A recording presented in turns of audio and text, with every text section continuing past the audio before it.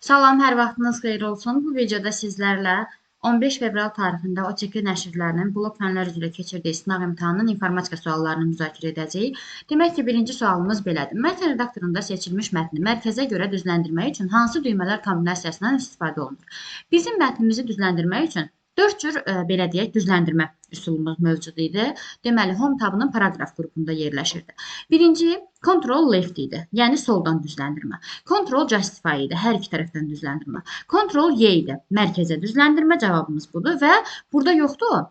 Olacaq biri də Ctrl R, yəni Ctrl Right sağdan düzləndirmə. Söhbət bu 4 belə deyək, düzləndirmə qaydasından gedir və mərkəzə düzləndirmə olacaq bizdə Y variantı. Daha sonra C14 xanasında olan belə bir düsturu biz bir xana sola və 4 xana yuxarı köçürməliyik. Gəlin köçürək. Demək ki, söhbət bizdə C14 xanasından gedir. Biz bilirdik ki, Excel-də sütunlar A, B, C bu ardıcıllıqla gedir. Sətirlər isə 1, 2, 3, 4 və s. bu ardıcıllıqla gedir.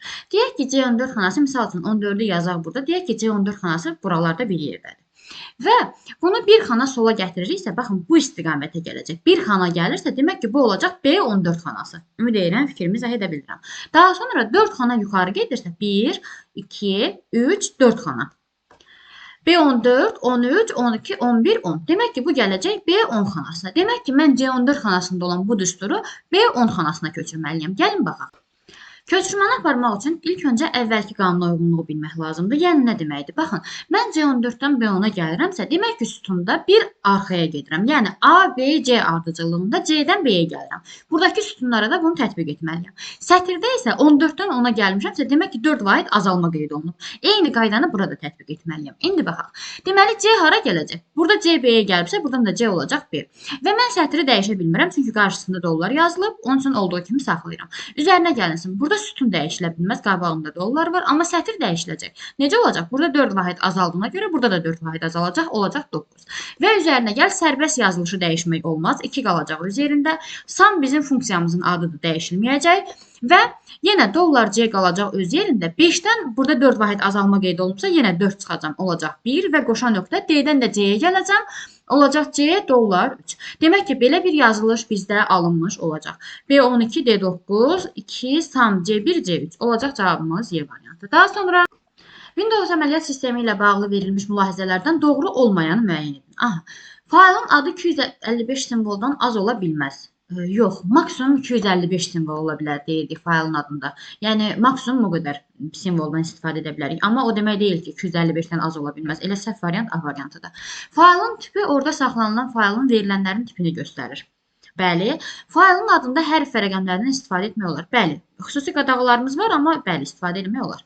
Faylın adında bu işarədən istifadə etmək olmaz. Bəli, bir neçə qadağalarımız var, xüsusi simvollardan istifadə etmək olmaz. Gəlin, hər hansı bir fayl üzərində göstərim.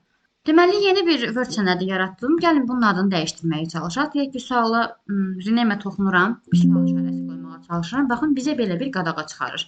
Biz bu simvolların heç birini faylın adında istifadə edə bilmərik. Baxın, söhbət bu simvollardan gedir. Bu olur bizim qadağalarımız. Daha sonra davam edirəm növbəti sual nümunəsi ilə. Deməli, faylın adı rəqəmlə başlaya bilər. Əlbəttə, heç bir problem yoxdur. Raster qrafik təsvirin çevrilməsində 3 əməliyyat icra edilmişdir. Aha, rəng palitrası RGB-dən monoxrom palitraya dəyişdirilmişdir. RGB rəng palitrasında bizim bir pikselimizin həcmi yaddaşda 24 bit yer tutur. Monoxrom palitrada isə 1 bit yer tutur. Əgər 24 bitdən 1 bitə gəlmişiksə, demək ki, 24 dəfə azalma qeyd etmişik. Demək ki, H bölünmüş 24 yazacağıq burada. Daha sonra N boyu piksellərin sayı 12 dəfə artırılıb. Bizim ümumiyyətlə düsturumuz necə idi? A vurulsun B, vurulsun I bit, bərabərdir həcm. Burada A da, B də, I də həcmlə düz mütənasib asılıdır. Yəni, bunlar artdıqca həcm artacaq, azaldıqca azalacaq. Əgər N boyu piksellərin sayı 12 dəfə artırılıbsa, demək ki, həcm də 12 dəfə artırılacaq. 12-ni yazıram sürətlə. Daha sonra hündürlük boyu piksellərin sayısı 4 dəfə azaldılıb. Bu durumda azalmanı yazacağım məxrəcdə. Və bu əməliyyatdan sonra təsvirin həcmi necə dəyişir?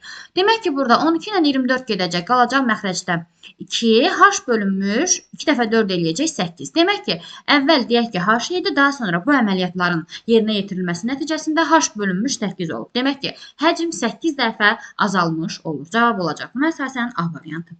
Daha sonra davam edirəm növbəti sual nümunəsi ilə.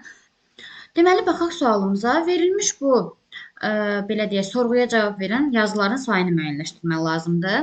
Demək ki, notu saxlayaq öz yerində, hələ qalsın, başlayaq. Fizikası 45-dən böyük olanlar. Fizikası 45-dən böyük 82, 54, 71 olacaq. Yəni 1, 3 və 4 olacaq. 1, 3, 4. And kimyası 60-dan kiçik olanlar. Kimyası 60-dan kiçik olanlar hansılar olacaq? 46, 45, 60-dan kiçik.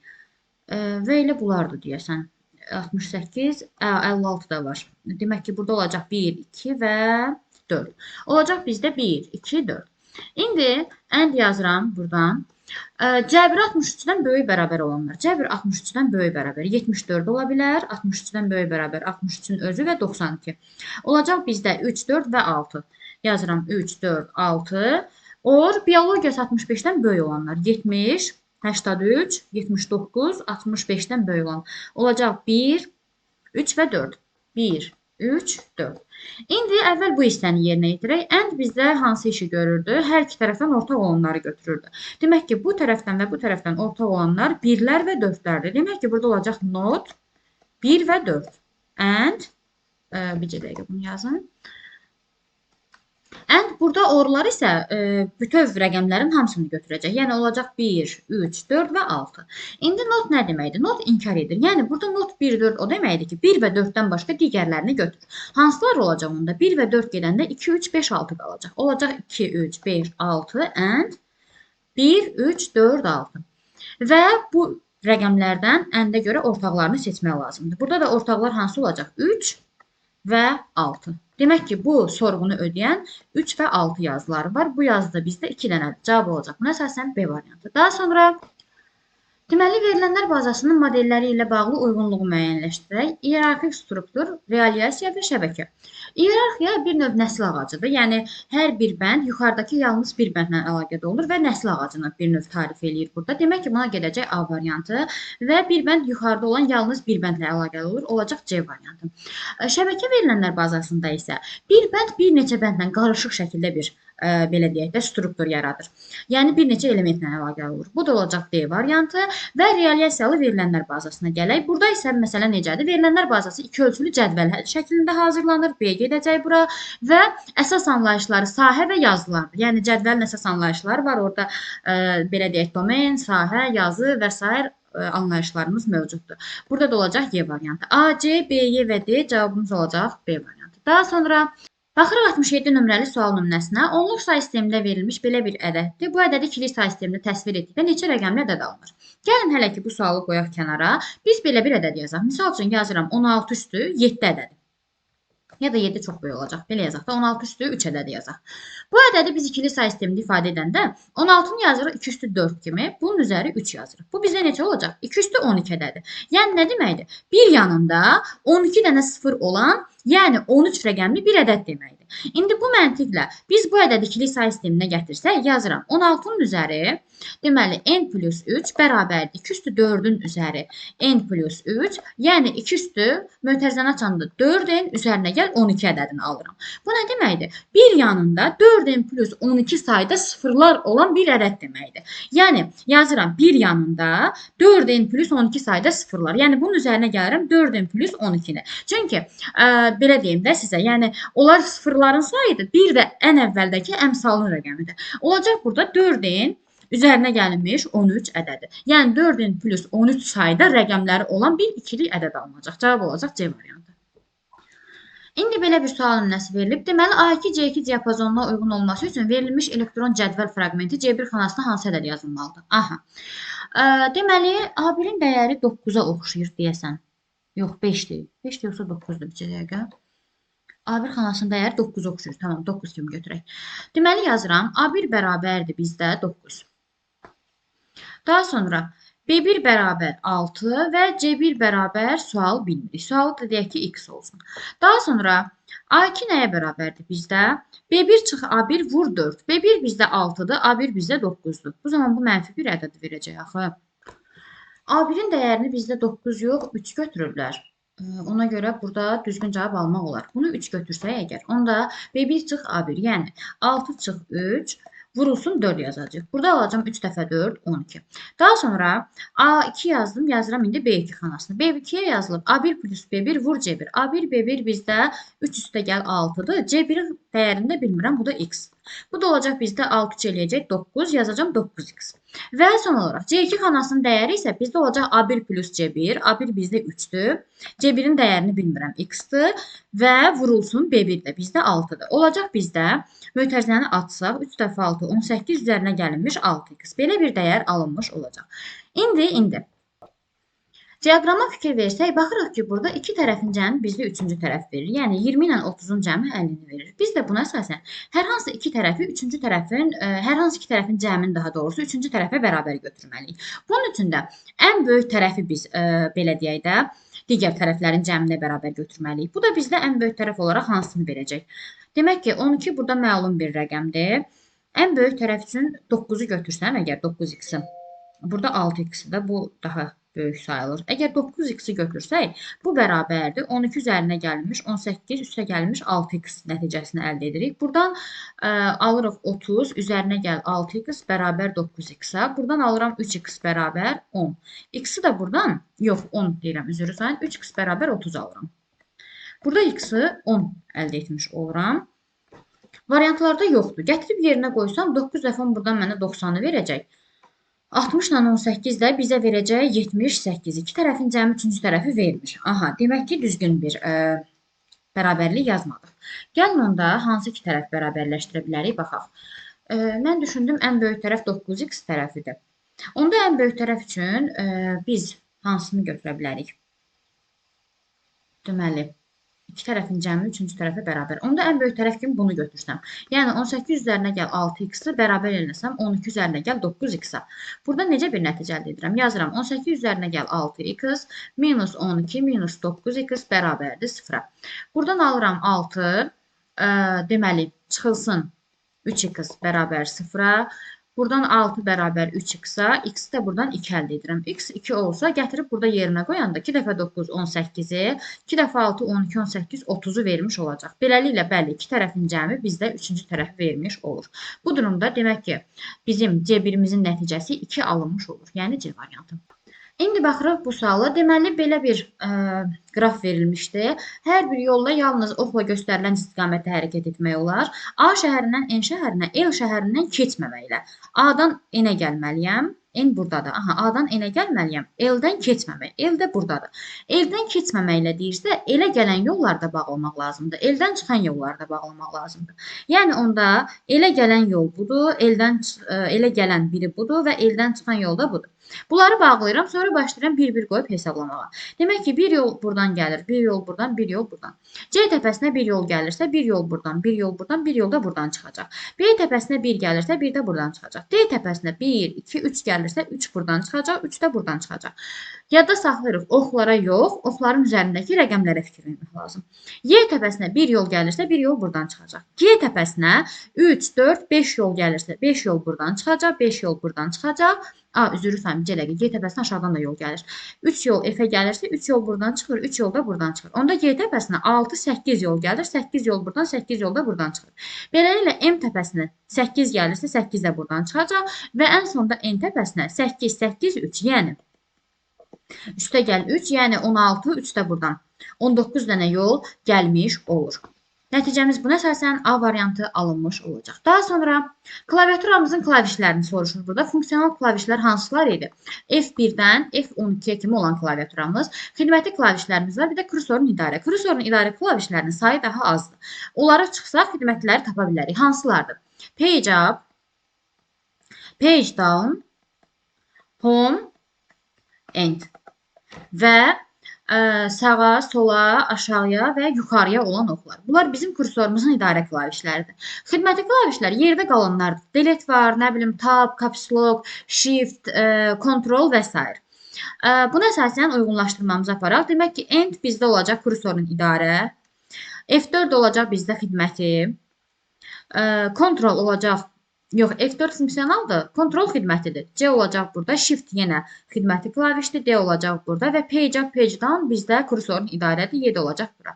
Beləliklə B, D, C, Y, A alınmış olacaq. B, C, D, A, Y. Cavab olacaq A variantı. Daha sonra baxıram növbəti sual nömrəmizə. Deməli, tətbiqi proqramlar sinifinə aid olmayan proqram. OpenOffice Impress bizim təqdimat proqramımızdır. Oracle VBIS-dir, verilənlər bazasının idarə etmə sistemlərinə aiddir. Deməli, A və C variantında olan proqramlar da bizdə olacaq, deməli, dizayner proqramları. Ona görə bunların hamısı bizdə tətbiqi proqramlar hesab olunur. Linux, Unix, Windows, bunlar isə əməliyyat sistemləridir. Sistem proqram təminatına aiddir. Cavab olacaq Y variantı. Deməli, bu diapazonda olan sətirlərin sayı və burada olan xanaların cəmini tapın. Sətirlərin sayını necə tapırıq? Böyüdən kiçik çıxıb üzərinə 1 gəlir. Yəni 6 minus 3 üzərinə gəl 1.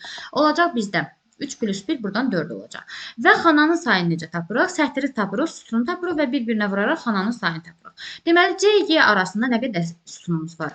A, B, C, D, Y, F və G. Y, G, F, G olur da. Hə, olacaq bizdə 5 dənə sütun və sətir sayı 4-dən çıxacam 2-nin üzərinə gələcəm 1. 2, 1 buradan eləyəcək 3. Demək ki, 5 sütun, 3 sətir, 5 dəfə 3 eləyəcək 15 dənə xana. 15 xana. Və buradakı sətir sayı da 4-dür. Onda bizdə 19 dənə alınmış olacaq. Ümumi nəticə olacaq cavab A variantı. İndi baxaq bu sual nömrəsinə. Megabaytla nəticəni istəyir. Gəlin birinci 2 üstü 24 biti biz megabaytımıza gətirək. Bitdən megabayta gəlmək üçün demək ki, bizdə necə idi məsafə? Bitdən gəlirdik bayta, baytdan kilobayta, kilobaytdan megabayta. Burada 2 üstü 3 idi. Yerdə qalan bütün aralıqlarda 2 üstü 10. Kiçikdən böyüyə gediriksə bölürük. Demək ki, bitdən megabayta gəlmək üçün 10, 20, 23. Ədədi 2 üstü 23-ə bölmək lazımdır. Burada olacaq 2 üstü 1, yəni 2 megabayt. 2048 kilobayt bizdə 2 üstü 11 kilobayt deməkdir. Bunu da megabayta gətirəndə bölməliyəm 2 üstü 10-a. Nəticə olacaq 2 üstü 1, yəni 2 megabayt. Və 220 bayta gəlirəm. 220 baytdan da megabayta gəlmək üçün bunu da 220-yə bölmək lazımdır. Böləndə 220-yə burada alınır 2 üstü 0, yəni 1 megabayt. Yekunda deməli 2 megabayt buradan, üzərinə gəlmiş 2 megabayt buradan, çıxılmış 1 megabayt da buradan alınır. Eləyəcək 4, 4-dən 1 çıxacam, eləyəcək 3 megabayt. Cavabımız olacaq B variantı. Daha sonra informasiyamızın növlərinə baxırıq. 5 cür növümüz var idi. Səs, görmə, taktil, dad və qoxu. Cavab olacaq Y variantı. D variantı bizim təqdim olunma formalarımızdır. Söhbət bu 3 veriləndən gedir. Dad və qoxu yenə də növə aiddir. Daha sonra elmi deyilən bir variant yoxdur. Burada da qarışıq verilir digər variantlarda.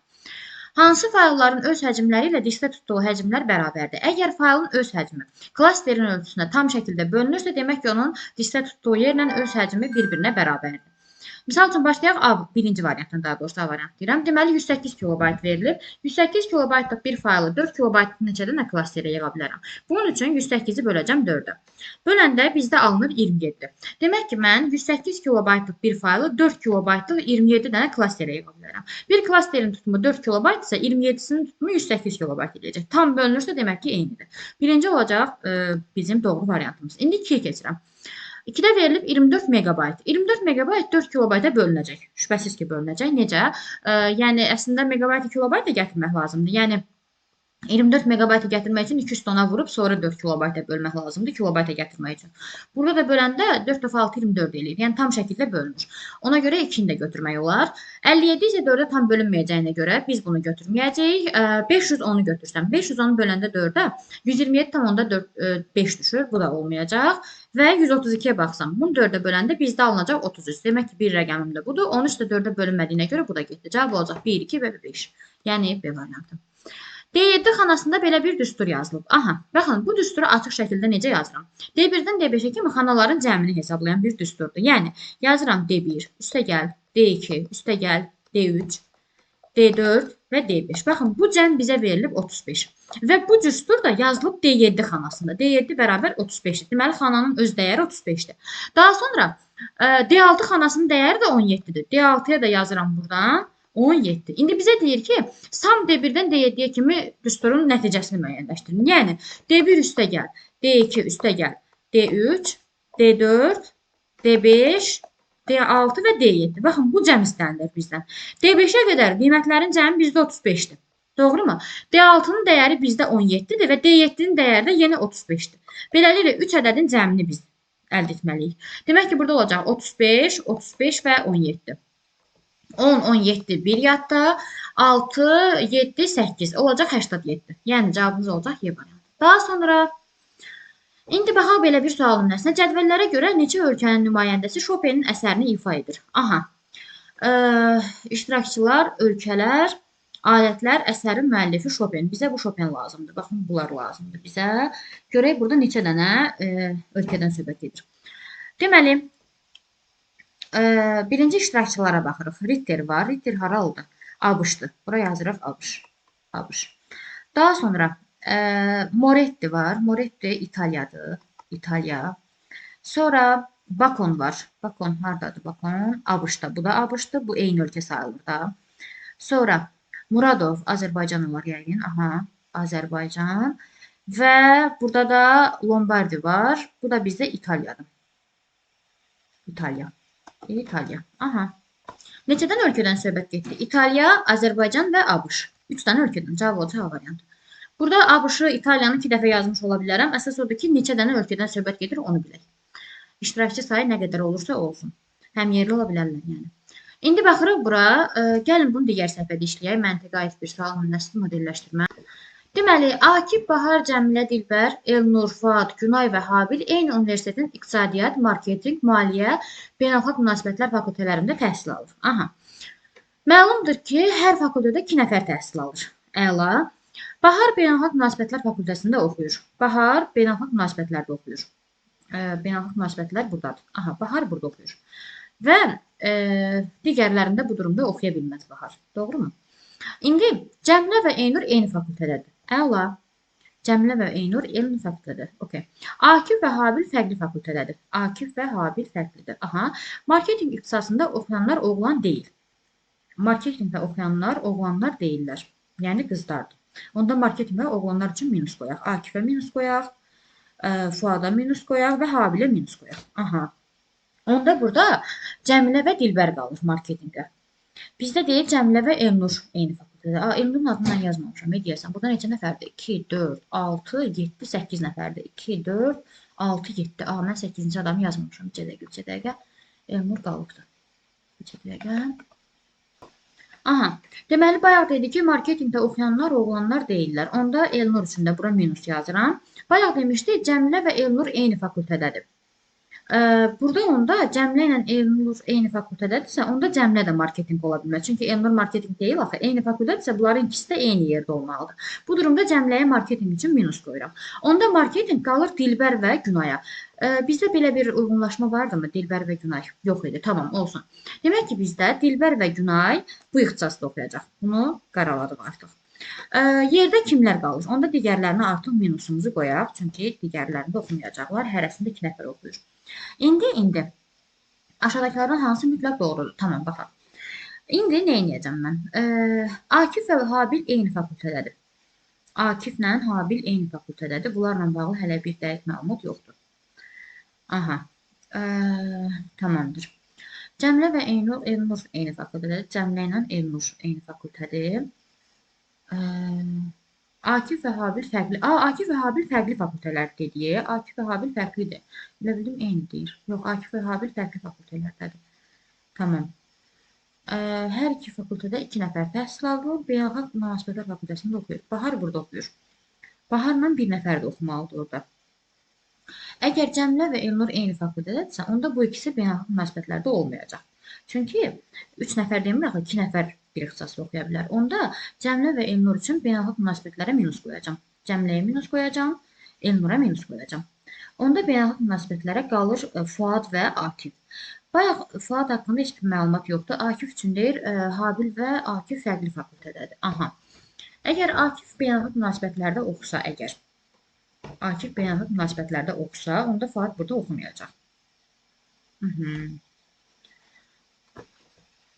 Deməli, burada dediyim kimi Akif əgər burada oxusa, deyək ki, yazsaq Akif, misal üçün yazıram, ahilər təxminən. Onda buralara minus yazacağam.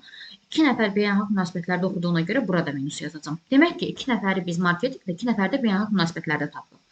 İndi digərləri hələ qalsın, variantlara baxsaq. Dilbərin ixtisası beynəlxalq münasibətlərdir. Dilbərə beynəlxalq münasibətlərə minus qoymuşam, bu səhv olacaq. Cəmlənin ixtisası iqtisadiyyatdır. Cəmlənin ixtisası hələ bilinmir. Bu ola da bilər, olmaya da. Akif və Günay müxtəlif fakültələrdədir. Akif və Günay. Akif beynəlxalq münasibətlərdədir. Günay da marketinqdədir. Bəli, bu düzdür. Akifin ixtisası maliyyədir. Maliyyə deyil, beynəlxalq münasibətlərdir. Habil və Fuad eyni fakültədədir. Habil və Fuad. Habil hardadır? Habil buradadır, Fuad buradadır. Eyni fakültədədirmi? Bu dəqiq bilinmir. Bu tam dəqiq bilinmir. Burada hələ ki doğru cavab tam əminliklə deyə biləcəyim cavab C variantıdır. Habil və Fuad eyni fakültədə deyirlər. Bu necə müəyyənləşdirmək olar? Cəmlə və Elnur eyni fakültədədir. Cəmlə ilə Elnuru biz nə götürdük? Yox, buradan götürə bilmədik. Habil və Fuad eyni fakültədədir. Habil hardadır bizdə? Habil buradadır. Fuad isə buradadır. Bunlar eyni fakültədədirmi?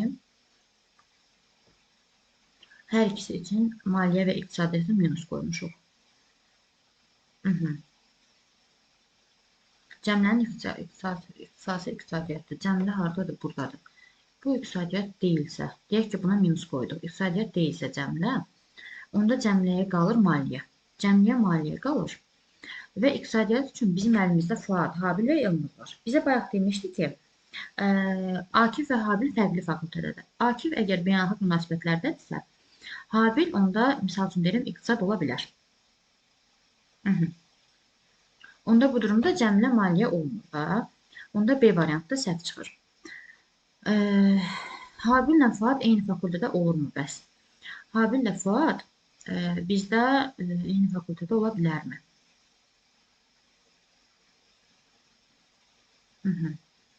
Akif və Habil fərqli fakültədədir. Akif ilə Habil fərqləndirdik. Habil ilə Fuada baxmaq lazımdır. Fuad burada, Habil burada. Burada fərqli ixtisaslardır.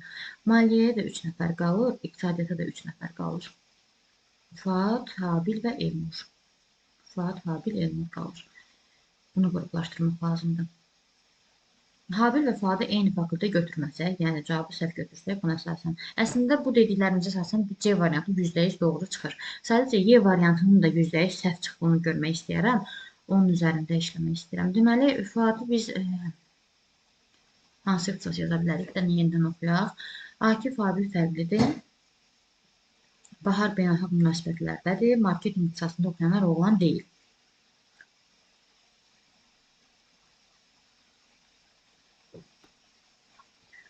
Burada başqa bizdə nə qalır? Fuad və Habil eyni fakültədədir. Bunu səhv götürsək, onda Fuad üçün mən deyək ki, iqtisadiyyatı yazsam, Habil gəlib maliyyədə oxusa, Habil ilə Cəmlə eyni ixtisas oxumuş olur, onda digərlərinə minus qoyacaq. Bu durumda iqtisadiyyatda da qalır Habil və Elnur. Onda Habil və Elnur eyni fakültədə qalmış olur. Bu durumda yenə C variantı bizim üçün ən doğru mülahizə sayılır. Daha sonra deməli, bu düsturu aşağıdakı xanalardan hansına köçürmək mümkündür? Aha, demək ki, C4 xanasından mən C2-yə gələ bilərəmmi? C4-dən 4-dən 2 çıxacam, 2. Aha, B2-dən amma gələ bilməyəcəm. Çünki 2-dən 2 çıxanda bir bizə 0 verəcək. Yəni, burada olacaq dollar B0. Belə bir xanada yoxdur. Onun üçün 1 deyil. 1-ə köçürmək mümkün deyil. C4-dən C3-ə gələ bilərəmmi? 4-dən 1 çıxacam, eləyəcək 3. Burada da 3-dən 1 çıxacam, 2. Bəli, 2-yə gələ bilərəm. Daha sonra B3-ə gələ bilərikmi bəs? C4-dən B3-ə gəlmək üçün C-dən B-yə bir xana arxaya gedəcəm, 4-dən də 1 çıxacam, 3 eləyəcək. C-dən bir xana arxaya gedə bilərəm, amma A-dan bir xana arxaya yol yoxdur. Ona görə də bu alınmayacaq bizdə. B3-ə də gələ bilməyəcəm onda. 1 və 3 gedəndə bu gedir, bu gedir, bu gedir, bu gedir. Cavab olacaq Y variantı buna əsasən. 4-ü də yoxlayaq, D3-ü də yoxlayaq. C4-dən mən əgər D3-ə gəlmək istəyirəmsə, C-dən D-yə A, B, C-dir. Bəli. Bir sütun sonraya gəlmək mümkündür. Buradan da 1 çıxanda alınır. 2-dən 1, 1, 3-dən 1, 2. Bəli. D3-ə də gəlmək mümkündür. Və 5-ə baxsam, Y4-də. C4-dən Y4-də mütləq ki, gəlmək mümkündür. Çünki 2 sütun gələcək, bura çıxacaq, alınacaq. D4 də olduğu kimi qalacaq. Sütun sətr üzrə dəyişilmə yoxdur. Onda cavabımız olacaq Y variantı. Daha sonra mətn prosesorunda hazırlanmış sənədin ilkin variantı 3 abzasdan ibarətdir. Tamam. İndi bunların üzərində müəyyən əməliyyatlar icra olunub. Gəlin görək necə bir düzülüş yaranmış olacaq.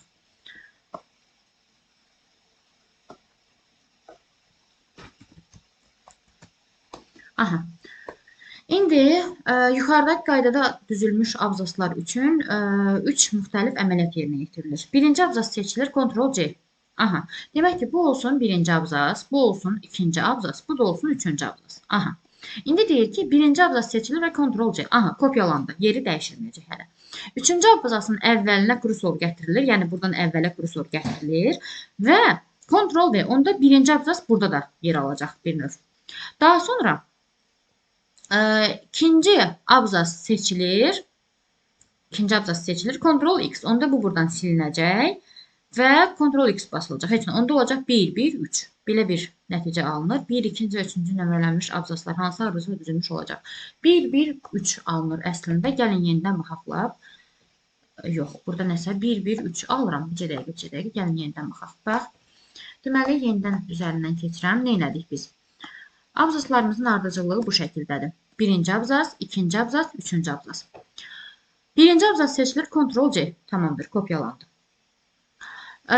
Deməli, üçüncü abzasın əvvəlinə gətirilir və Ctrl V. Deyək ki, üçüncü abzası biraz aşağı indirirəm. Bax, bura gətirirəm, yenə 1-i yazıram. Yəni, buradan kopyalayıb buraya yapışdırıram da. Sadəcə, belə deyək, kopyalayıb yapışdırma əməliyyatı həyata keçirirəm.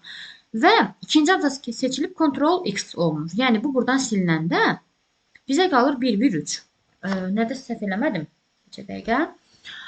Birinci abzas seçilir, Ctrl C-dir. Tamamdır, kopyalandı. Üçüncü abzasın əvvəlinə gətirilir, Ctrl V və əməliyyatda yenidən icra olunur. Ctrl V kombinasiyası və bu əməliyyat yenidən icra olunur. Hə, onda 2 dəfə icra olunur da. Bir dəfə kopyalanıb yapışdırıldı bu da. Bir dəfə də buraya yapışdırılır. Yəni, eyni əməliyyat Ctrl V 2 dəfə icra olunur. Mən bu hissəni oxuya bilmədim. Hə, 2 dəfə icra olunur və Ctrl X. Bəli. Yenə də 1, 1 və 3 alınmış olacaq. 3 dənə 1 və ən sonda 3. Belə bir nəticə alınacaq. 3 dənə 1, 3 olacaq D variantı. Daha sonra 81-ə baxaq. Burada faylın tam adının düzgün ardıcıllığı. Birinci diskimizin adı olmalıdır. Daha sonra faylların ardıcıllığı, ən sonda da faylın adı və yanında genişlənməsi olmalıdır. İndi baxaq, C diski başda gəlməlidir. Buna əsasən B, Y, C ola bilər variantlar. A, D getdi. İndi faylın tam adı bizdə hansı ola bilər?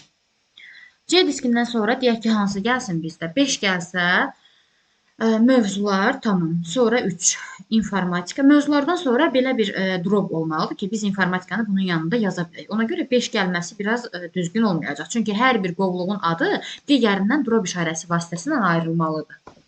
Ona görə gəlin 2-dən sonra 3-ü gətirək. Yəni 2-dən sonra 3 olsun, informatika olsun, tamamdır. Sonra deyək ki, 5 yazaq. 5 yaza bilərik, bəli. Baxın, buradan sonra informatikadan sonra drop var. Buradan mövzuları yazacağım. 5-dən sonra 4-ü yazsam, drop var 4-də, testləri yazacağım.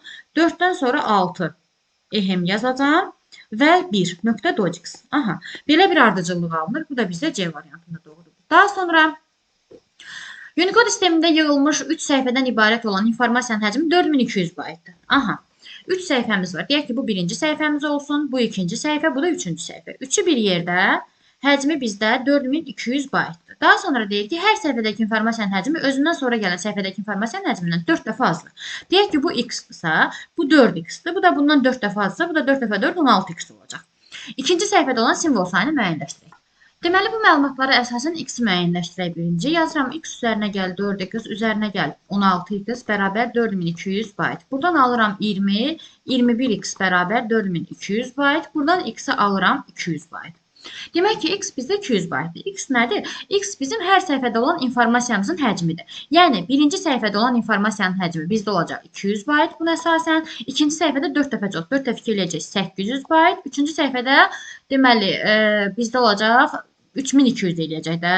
32 eləyir 3200. Bəli, bu da eləyəcək 3200 bayt. İndi bizə deyir ki, ikinci səhifədəki simvol sayını müəyyənləşdirək. Onda bizim simvollarımız nə qədər eləyəcək? Bax, bizim düsturumuz necədir?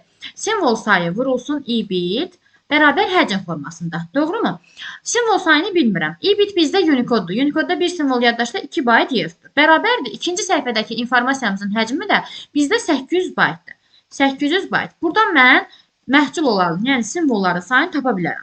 Simvol sayını tapmaq üçün 800 baytı böləcəm 2 baytı. Nəticədə alacam 400 dənə simvol. Demək ki, bizim ikinci səhifəmizdə 400 simvol alınmış olacaq. Variantlar yoxdur deyəsən bu sualda, tamamdır. Cavabımız olacaq 400 sayda simvol. Daha sonra elektron cədvəl fraqmentinə əsasən C3 xanasının qiymətini müəyyənləşdirir. Tamamdır. C1-dən başlayaq. C1-ə yazılıb A1, yəni 4, üzərinə gəlinsin A2 vur B2, yəni 7 vur 8. Bu bizə eləyəcək 56. 4 də buradan olacaq 60.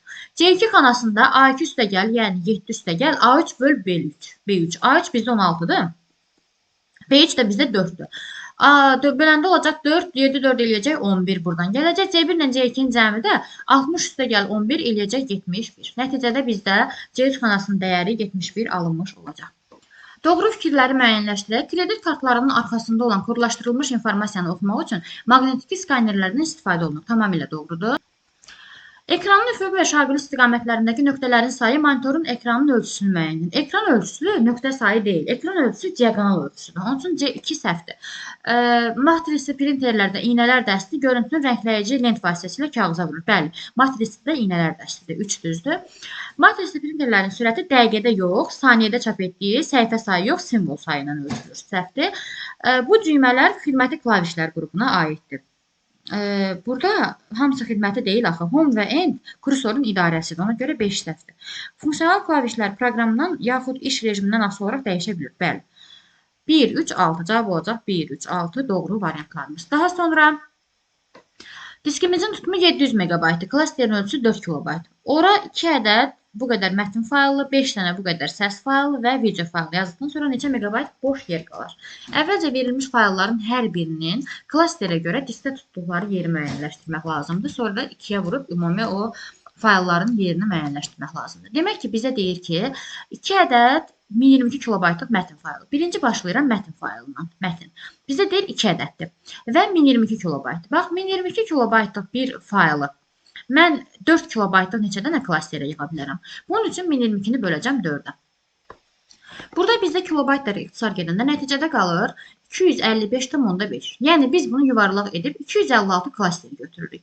Əgər bir klasterin tutumu 4 kilobaytsa, onda 256 klasterin tutumu bizdə eləyəcək 1024 kilobayt. Demək ki, bu mətn faylının bir dənəsi yaddaşda 1024 kilobayt yer tutur. Onda ikisi nə qədər yer tutacaq? 2-ni vuracam 1024-ə, eləyəcək 2048 kilobayt. Bu oldu mətn faylı. İkinci bizə yazılıb, deməli, 5 ədəd səs faylı. Tamam, buraya yazaq səs faylı 5 ədəd saxlayaq burada və 2045 kilobaytlıq. 2045 kilobaytlıq bir deməli fayl 4 kilobaytlıq klasterdə nə qədər yer tutar? 2045-i bölsəm 4-ə eləyəcək bizdə 511 tam nə qədərsə. Biz də bunu yuvarlaq edəcəyik, 512 götürəcəyik. Əgər bir klasterin tutumu 512 kilobaytdır, onda 4-ünün tutumu nə qədər eləyəcək? 2048 kilobayt eləyəcək. Bu durumda bir fayl yaddaşda 2048 kilobayt yer tutursa, eyni fayldan 5 dənəsi yaddaşda nə qədər yer tutacaq? Bunun üçün 2048-i vuracam 5-ə, nəticə bizdə olacaq 10240 kilobayt. Daha sonra səsi yazdım və videoda yazmaq lazımdır. Üçüncü bizdə video faylıdır. Video faylı. Bundan 14 dənədir. Tamam, 14-ü yazaq burada və 510 kilobaytdır. 510 kilobaytlıq bir faylı 4 kilobaytı neçə dənə klasterə yığa bilərəm? 510-u bölsəm 4-ə bu bizə verəcək 127,5. Yəni yuvarlaq edib 128 dənə klaster götürəcək. Əgər bir klasterin tutumu 128 kilobaytdırsa, yox, üzrü sayın. Bir klasterin tutumu 4 kilobaytdırsa, onda 128-in tutumu nə qədər eləyəcək? Eləyəcək 512 kilobayt. Və bu 512 kilobaytlıq fayldan bizdə 14 dənədir. Onda bunu da 14-ə vuranda bu bizdə yaddaşda 7168 kilobayt yer tutmuş olacaq. Daha sonra bizə nə deyir? Nə qədər boş yer qalır? 700 megabayta bunlar yazılmış olur. Onda bunları cəmləsək 7168-in üzərinə 10240-ı, onun da üzərinə 2048-i gəldikdə nəticə 19456 kilobayt eləyir. Əgər 700 megabaytın daxilinə biz 19456 kilobaytlıq bir fayl ala bilsək, burada boş yer nə qədər qalacaq? 700 megabaytı biz gətirməliyik kilobayta. Bunun üçün 700-ü vurmalıyam 1024-ə. Bunu 2 üstə 10-a vurub. Böləndə 19456-ya görə necə bir nəticə verir? Deməli, 700-ü vursam 1024-ə, bunu da bölsəm 19456-ya, nəticəni 36-dan nə qədərsə alıram. Listə nə qədər boş yer qalır. Vicələdən də səhv eləmədim. Bilirəm ki, mən burada çıxmalıyam, amma həm də məndə həcmi megabaytla istəyir. Ona görə də mən 19456-nı birinci megabayta gətirib sonra diskdə tutduğu yerə baxmalıyam. Burada bu üçünün cəmi bizdə elədi. Deməli 2048 üzərinə gəl 10240 üzərinə gəl 7168. Buradan ümumi nəticəni biz alırıq. Deməli 19456 kilobayt. Mən bunu gətirməliyəm megabayta. Megabayta gətirmək üçün kiçikdən böyük keçirəmsə bölürəm. 19456-nı mən bölməliyəm 1024-ə. Burada da 1024-ə böləndə nəticə bizdə alınır 19 megabayt. Əla. İndi demək ki 700 megabaytlıq bir diskə 19 megabaytlıq bir fayl yazırıq. Orada yerdə nə qədər boş yer qalır? Bundan mən əgər 19-u çıxsam, bizdə nəticə olacaq 681 megabayt. Demək ki yerdə boş yerim 681 megabayt alınmış olur. Bu qədər. Daha sonra baxaq növbəti sual nümunəsinə 87-də. Deməli, uyğunluğu müəyyənləşdirmək lazımdır.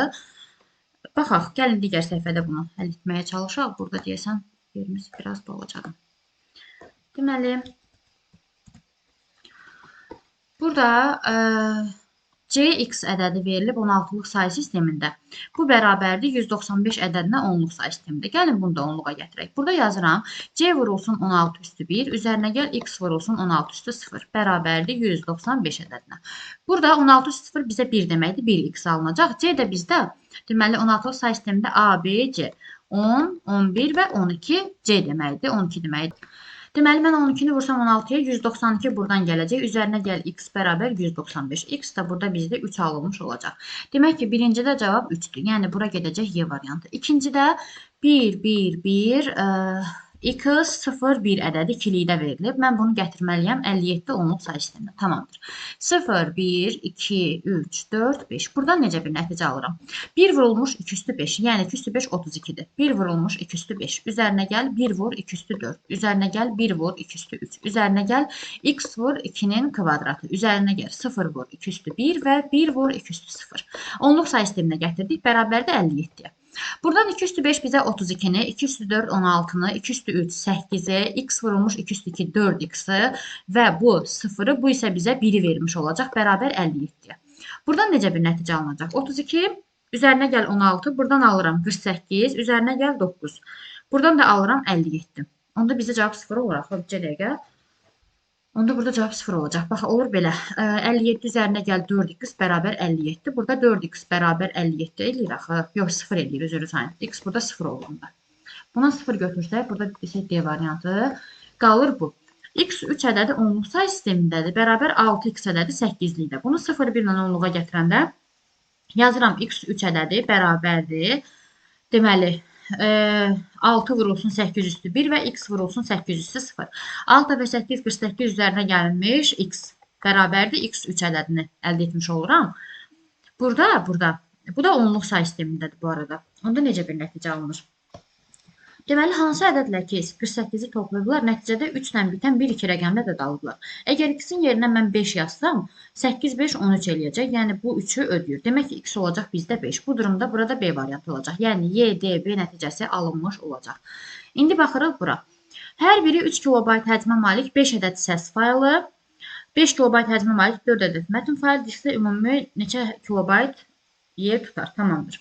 Onda gəlin klasterin ölçüsünə uyğun hər bir faylın tutumunu hesablayaq. Deməli,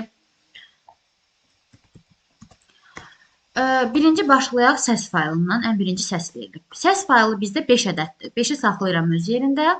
Hər biri 3 kilobayta malikdir. Aha, 3 kilobaytlıq bir fayl 4 kilobaytlıq klasterə yığmaq üçün nə qədər klaster lazımdır? 0 tam nə qədərsə deyərəm, bir dənə klaster lazımdır. Bir klasterin tutumu da 4 kilobaytdır. Cavab olacaq, demək ki, 3 kilobaytlıq bir fayl yaddaşa 4 kilobaytlıq yer tutur. Demək ki, 4 kilobayt olacaq. Biri 4 kilobaytsa 5-i nə qədər eləyəcək? 4 dəfə 5, 20 kilobayt. Doğru mu? Daha sonra ikinci gəlir bizdə səsi yazdım, mətn faylı. Deməli, 5 kilobayt həcmə malik 4 ədəd mətn faylı. Tamamdır. Buraya yazaq mətn 4 ədəd mətn faylıdır və 5 kilobayt bir həcmə malikdir. Bunu 4 kilobaytlıq bir klasterə yığmaq üçün bizə bir tam nə qədərsə 2 dənə klaster lazımdır. Bir klasterin tutumu 4-dürsə, ikisinin tutumu eləyəcək 8 kilobayt. 8 kilobayt eləyir 5 kilobaytlıq bir faylın diskdə tutduğu yer. Və o 5 kilobaytlıq fayldan da bizə 4 dənədir. Bunu da 4-ə vuranda eləyəcək 32 kilobayt. Bu da oldu 32 kilobayt və ümumi neçə kilobayt yer tutduğunu müəyyən edin. Onda 20 ilə 32-ni də cəmini tapacaq biz. Eləyəcək 52. Onda belə bir nəticə alınmış olacaq. Daha sonra Elə bildim nəsə bir məhsul rəqəm var, ona görə tərəddüd elədim. İndi gəlin 89 nömrəli sual nümunəsinə nəzər yetirək. Deməli, burada ilkin anlayışlara aid bir sual nümunəsi verilmişdir. 132 səhifəli sənədin yalnız 1-ci, 11-ci, 21-ci, 132-ci səhifəsində qrafiki təsvir var. Yəni, ümumi 132 səhifə var.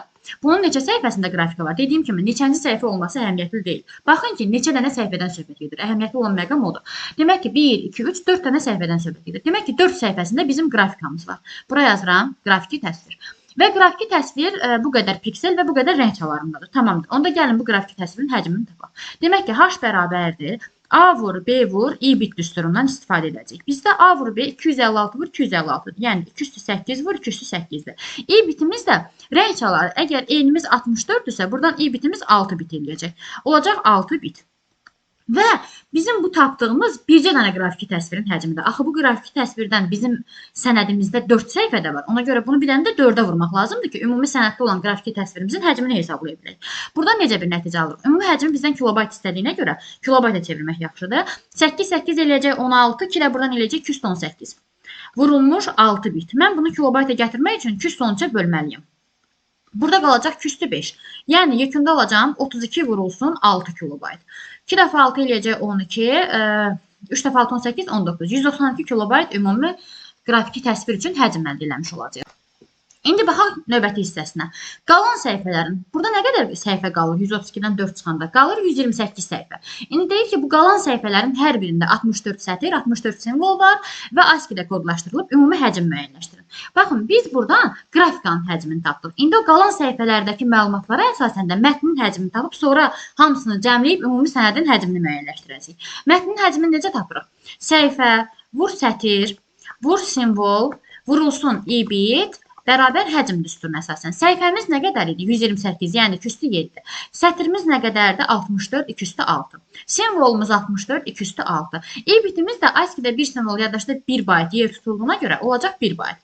Nəticədə 12, 7 də buradan deməli 19 eləyəcək. Demək ki, olacaq bizdə 2 üstü 19 bayt və bunu da biz kilobayta gətirmək üçün 2 üstü neçəyə bölməliydik?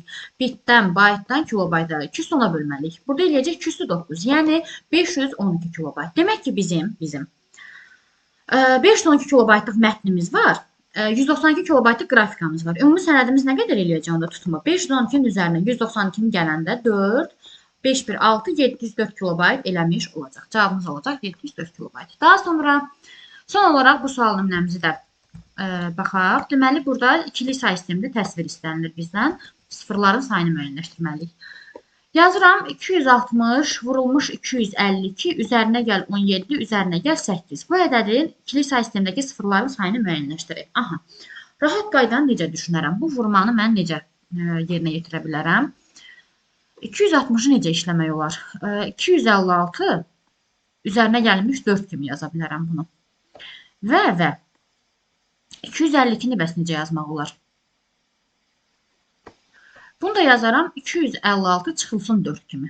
Belə bir formada yazmaq olar. Gəlin görək burada necə bir nəticə əldə edirik.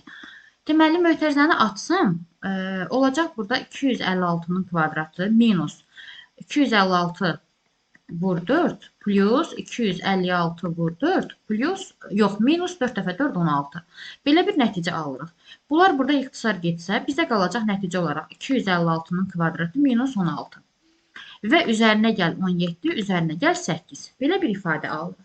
Burada 256-nın kvadratını 2 üstü 8-in üstü 2 kimi, 16-nı 2 üstü 4-ün üstü, elə 2 üstü 4 kimi də, plus 17-ni də saxlayaq 17-ni hələ və 8-də 2 üstü 3 kimi yaza bilərəm. Buradan 8-in kvadratı bizə 16-nı verəcək, doğru mu? Yox, 2 dəfə 8-də 16-nı verəcək. Hə, olacaq 2 üstü 16 minus 2 üstü 4. Üzərinə gəl 17. Ya da 17-ni ən sonunda yazım gəlin. Üzərinə gəl 2 üstü 3, üzərinə gəl 17. Belə bir yazılış qeyd edək onda burada. Görək yekunda bizdə necə bir nəticə alınacaq. Deməli, onu da gəlin belirləyək. Bax, bunu yazaq buradan. İndi 216-nı mən yazıram bir yanında 16 dənə 0 kimi. Düzdürmü?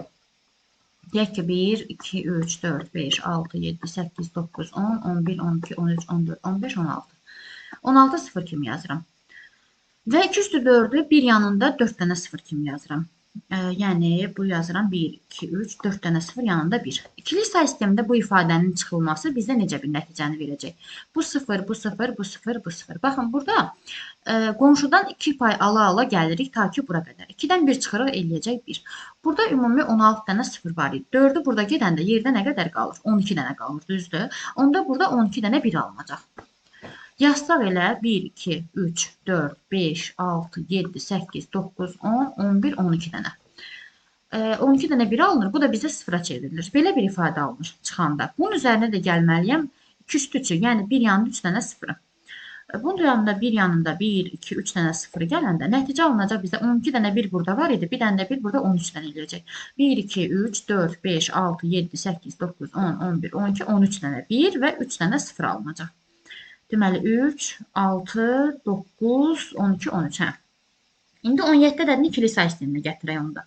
17-ni mən ikiliyə gətirmək üçün 4 dəfə, yox 8 dəfə, 2 dəfə 8, 16, 7-dən 6, 1, 8-də 2-yə böləndə 4 dəfə 2, 8, 1, 4, 2, 2 dəfə 2, 4, 1, 2 dəfə 2, 4, 1 eləyir də, hə. Bir dəqiqə, 4 0 eləyir, birini eləsin ki, burada da 0 eləyir bu arada. Burada bir dənə 1 eləyəcək. 8, 2, 4 dəfə 2 eləyəcək, 8, 0, 4, 2, 2, 1 dəfə 2 eləyəcək, 2-dən 2, 0. Onda olacaq 1 yanında 3 dənə 0 və 1. Belə bir ifadə alınmış olacaq.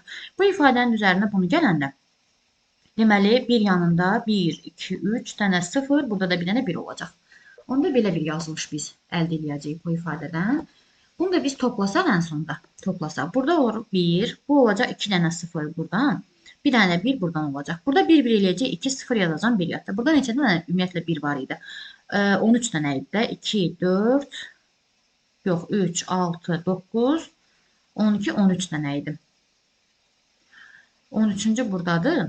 Burada 12 dənə 0 yaranacaq. 1, 2, 3, 4, 5, 6, 7, 8, 9, 10, 11, 12 dənə 0 yaranacaq. Əvvəlindən də bir dənə 1 artıracaq. Onda bizim neçə dənə sıfırlarımız alınmış olacaq buradan. Deməli, 12 dənəsi buradan, 2 də buradan, onda 14 dənə bizə sıfır alınacaq. Bax, 12 dənə sıfır buradan gələcək, 12 dənə sıfır, 2 dənə də sıfır buradan. Onda bizdə ümumi 14 dənə sıfır alınmış olacaq. Sadəcə, yəni dənə-dənə işləmək lazımdır. Başqa bunun alternativ variantı təəssüf ki, yoxdur. Daha sonra, bununla da biz sınaq suallarımızı tam şəkildə yekunlaşdırmış olduq. Sağ olun.